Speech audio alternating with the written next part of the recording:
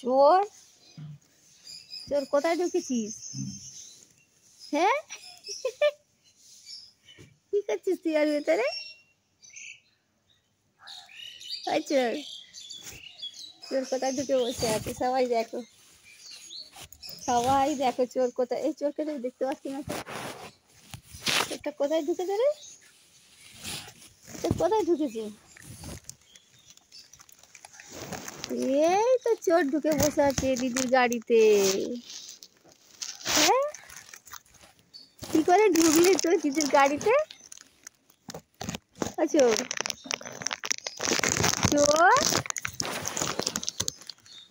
দিদির খেলার গাড়িতে ঢুকেছিস? আচ্ছা, দুষ্টু কোথায় ঢুকেছো মা? ওম করছো মানে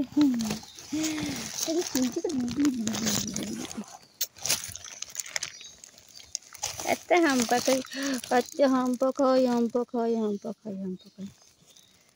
দিদি এসে দেবে, ধবলি দেবে আর দুধু দেবে। ঘুমি থাক, থাক ঘুমি থাক। দিদি এসে খুঁজে পাবে না, তোকে নিয়ে চলে যাবে বিক্রি করতে।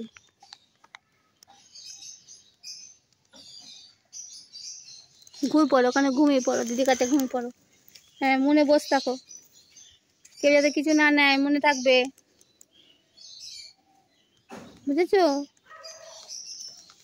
বুঝেছো? কেউ কিছু নেবে না যেন, দেখবে, পাহারা দেবে। হ্যাঁ হ্যাঁ, থাকো।